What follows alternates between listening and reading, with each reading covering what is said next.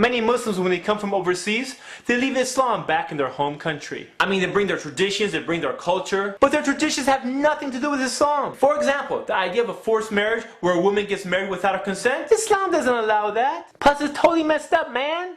Islam liberated people from this ignorant way of thinking. But some Muslims, they love their culture more than they love Islam.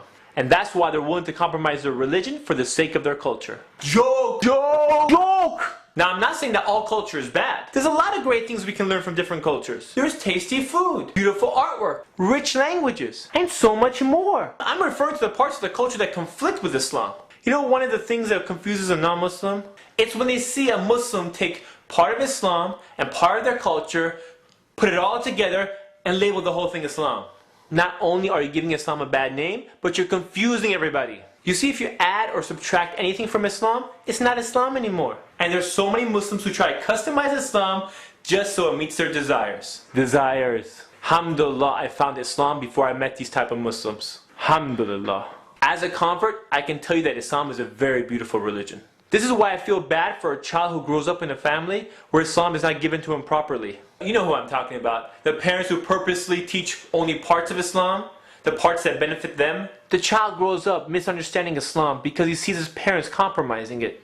You know what I'm talking about, man. How about the father who occasionally closes up his liquor store so he can go to Jummah prayers? Oh brother, it's not halal to have business open during Jummah. Bro, it's a liquor store. Your business isn't even halal. How about the mother who tells her daughter to put on hijab on the masjid stairs, but then tells her to take it off for the interview?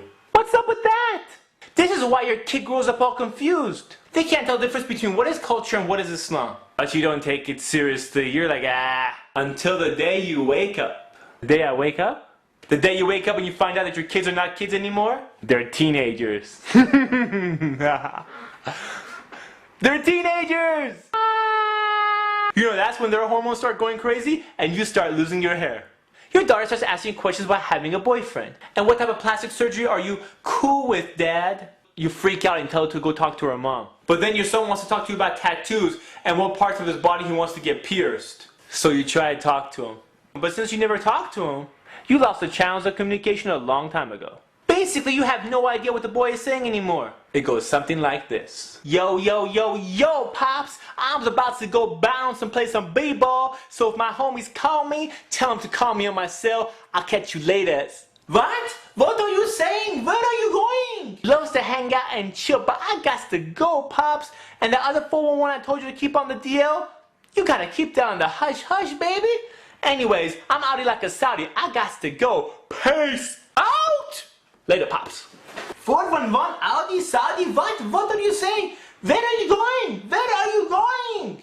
Now you're really worried and you don't know what to do. But it gets worse. You find out that your kids have those not so Islamic pictures on their MySpace account.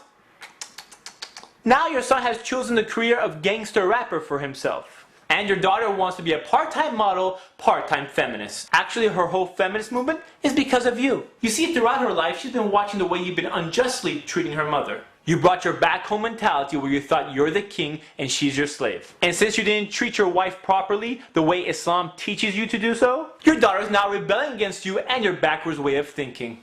You see, Islam teaches us that the best of you is who's best to his wife. But apparently you didn't take that part of Islam seriously. And now you're paying for it. And right when you think the relationship between you and your daughter can't get any worse, you hear those 4 words that make you want to cringe. But I love him. At this point, you start to panic. You look at your wife and say, What are we going to do? What are we going to do? You see, you brought all this drama upon yourself because you didn't teach your kids Islam. Instead, you raised them with customs that conflicted with the teachings of Islam. As little kids, they follow those customs. But guess what? They're young adults now, and they're thinking on their own. Because they see the errors and the backwards customs that they were raised with. Here's a reality check for you. Many kids have no intention to practice the culture of their parents. So instead they picked up their own culture. Not that it's any better than your culture. Sometimes it's actually worse. So instead of picking up your culture, they decide to pick up their own. By the way, don't you wish you tell them about Islam right about now? You see, in this new culture that your kids just picked up, it's cool to be rebellious. So they don't listen to you. And since you never gave them role models, or you were never role models for them, they decide to pick up their own role models. people they can look up to, people they can imitate. Society teaches them what is cool and what is not. Everything from the way they dress, to the way they act, to even the slang they use. Didn't you see the signs? Remember last Eid? Boy, what do you want for Eid? Yo, Pops, how about some of that bling bling? Okay, bling bling. We get them bling bling. What is bling bling?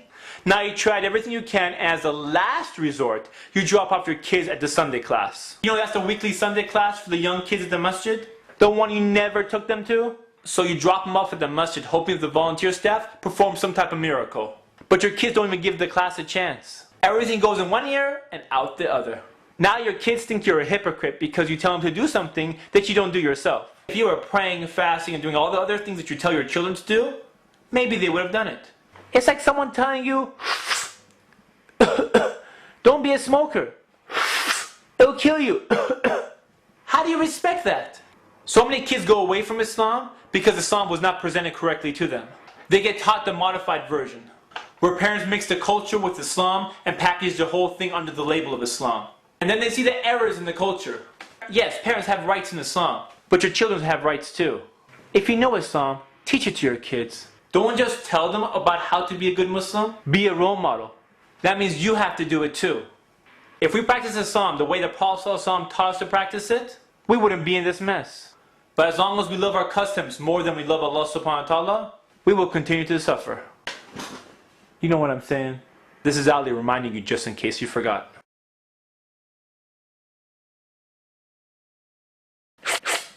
This is Ali reminding you just in case you forgot.